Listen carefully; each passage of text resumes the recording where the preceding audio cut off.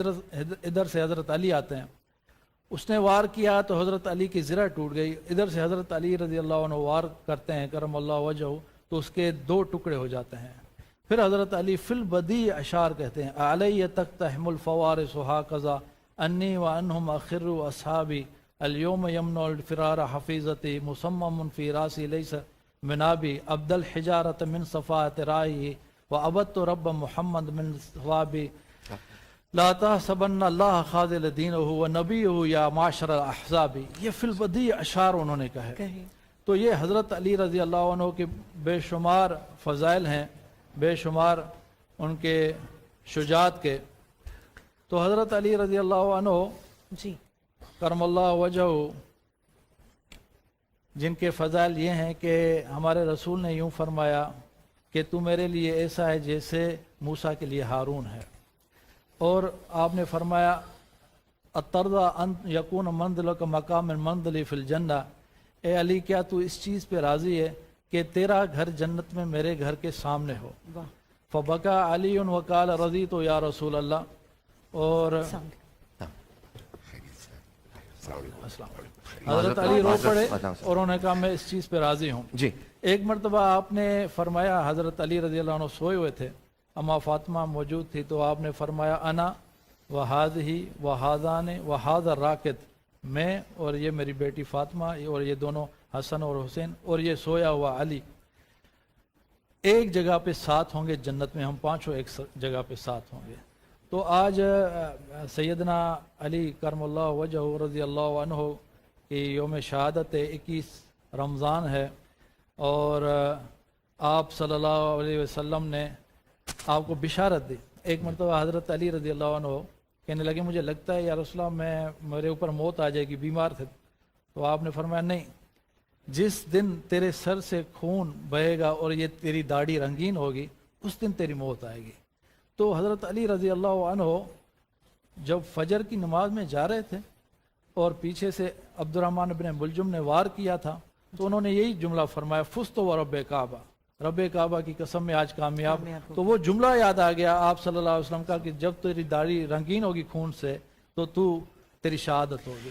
تو آج اس عظیم و شان ہستی کے بارے میں انشاءاللہ بات ہوگی۔ ناظرین، ہمارے باقی علماء کرام ہمیں جوائن کر چکے ہیں، میں ان کا تعارف کروانا چاہوں گا۔ ہمارے ساتھ حجت الاسلام والمسلمین قبلہ محمد امین شہیدی صاحب موجود ہیں۔ آپ جید عالم دین ہیں، بہت شائستگی سے گفتگو فرماتے ہیں، اپنے علمی گفتگو کی وجہ سے پہچانے جاتے ہیں اور علم باعمل ہے۔ السلام علیکم، خوش آمدید۔ ہمارے ساتھ موجود ہیں علامہ نسیم احمد صدیقی صاحب، پچھلے عشرے میں بھی ہمارے ساتھ موجود تھے اور ان کی علمی گفتگو سے مستفید ہوتے رہے، انشاءاللہ آگے بھی سلسلہ جاری رہے گا۔ میں چاہوں گا علامہ صاحب آپ سے سوال قبلہ آپ سے سوال پوچھوں کہ آج کے دن کی مناسبت سے، آج اس عظیم ہستی کا یوم شہادت ہے، ان کے فضائل کے حوالے سے اور اس دن کے حوالے سے کیا فرمائیں گے آپ؟ بسم اللہ الرحمن الرحیم۔ میں سب سے پہلے آپ کے اس پروگرام کے توسط سے تمام آپ کے ناظرین کو، تمام عالم اسلام کو آج کے اس عظیم دن اور مصیبت عظمیٰ کے حوالے سے تسلیت عرض کروں گا۔ دیکھیں، امیر المؤمنین علی ابن ابی طالب علیہ السلام تاریخ انسانی میں وہ شخصیت ہے جن کے بارے میں 2 بالکل متضاد قسم کے معاشرے وجود میں آئے۔ ایک وہ لوگوں کا طبقہ جنہوں نے ان کو اتنا بڑھا دیا کہ خدا بنا دیا، ایک وہ طبقہ جنہوں نے ان کو اتنا گھٹا دیا کہ انسان کے تصور سے باہر ہے۔ اس شدت کی وجہ کیا ہے؟ یہ ایسے ہی نہیں ہوا۔ ان کے اندر جو کمالات، جو فضائل، جو ان کے اندر ویلیوز موجود تھی، ان ویلیوز کو جنہوں نے برداشت نہیں کیا اپنے ظرف کی وجہ سے، تو انہوں نے ان میں خدا کا جلوہ دیکھا اور ان کے بارے میں نصیری ہو گئے اور ان کو نعوذ باللہ اللہ بنا دیا۔ جن لوگوں کو ان کے حوالے سے چیلنجز درپیش تھے اور جن کی اپنی بقا اور فکری بقا خطرے میں تھی، انہوں نے ان کو اتنا گھٹایا کہ جب ان کی شہادت ہوئی تو لوگ ایک دوسرے سے پوچھتے تھے کہ علی مسجد میں نماز میں تو کیا وہ نماز بھی پڑھتے تھے؟ کیا وہ مسجد میں بھی جاتے تھے؟ اس کی وجہ یہی ہے کہ ایک شخص جب اتنا بلند ہوتا ہے تو پھر عام انسانوں کے فہم سے وہ بالا تر ہو جاتا ہے۔ نبی کریم کے بعد تمام مسلمان اس بات پر متفق ہیں اور احادیث کی کتب اس پر گواہ ہیں کہ نبی کریم نے جتنی فضیلتیں امیر المؤمنین علی ابن ابی طالب علیہ السلام کے حوالے سے بیان فرمائی ہیں، کسی اپنے صحابی کے حوالے سے یکجا اور ہم جہت اتنی فضیلتیں کہیں پر بھی بیان نہیں ہوئی، کہیں پر بھی۔ اگر آپ ان کی فضیلتوں کی فہرست بنانا چاہیں، اب آپ ہماری یعنی چونکہ عالم اسلام کے دو بڑے مکاتب ہیں، اہل سنت اور اہل تشیع، دونوں کی اپنی اپنی احادیث کی کتابیں ہیں، تو عام طور پر تأثر یہ ہے کہ امیر المؤمنین کے بارے میں شیعوں کے ہاں حدیثیں زیادہ ہیں، جبکہ حقیقت یہ نہیں ہے۔ حقیقت یہ ہے کہ اہل سنت کے ہاں بھی کم از کم اتنی ہی احادیث ہیں جتنی احادیث اہل تشیع کے ہاں ہیں، صرف جا کر پڑھنے کی ضرورت ہے۔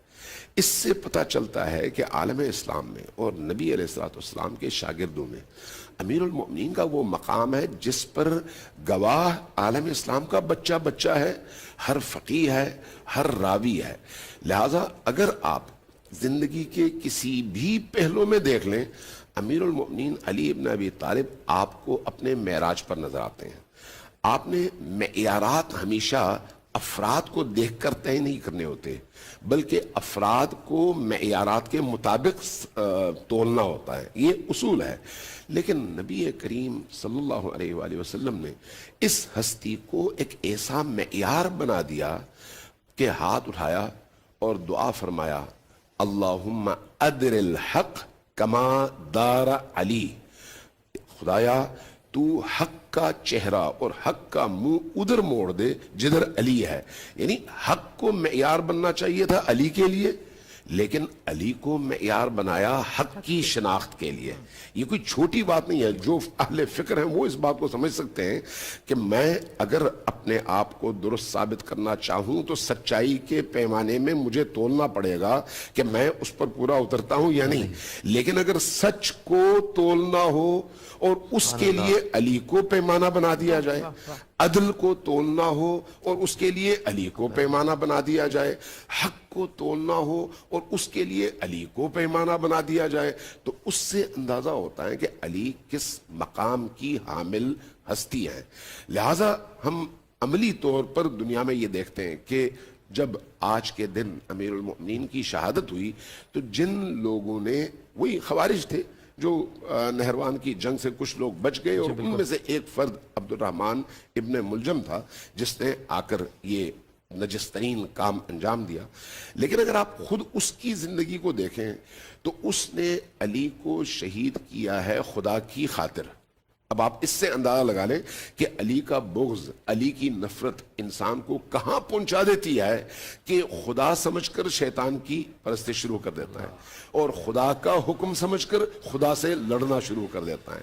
علی جو خدا کی حجت کا نام ہے، علی جو خلیفۃ اللہ فی الارض ہیں، علی جو رسول اللہ کے جانشین ہیں، علی جو خلیفۃ المسلمین ہیں، علی جو بولتے قرآن ہیں، علی جو خود معیار حق ہیں، علی جو نبی کے بھائی بھی ہیں اور نور رسالت کا حصہ بھی ہیں، علی وہ شخصیت جن کے بارے میں اللہ کے رسول نے فرمایا کہ انا وعلی من نور واحد۔ اہل سنت اور اہل تشیع دونوں کی روایت ہے کہ علی اور میں ایک ہی نور کے دو حصے ہیں۔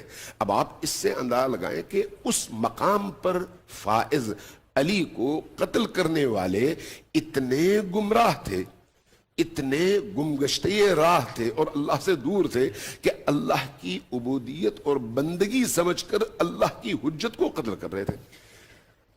بہت اچھے طریقے سے آپ نے بیان فرمایا۔ ناظرین، اس وقت ہمیں بریک کی طرف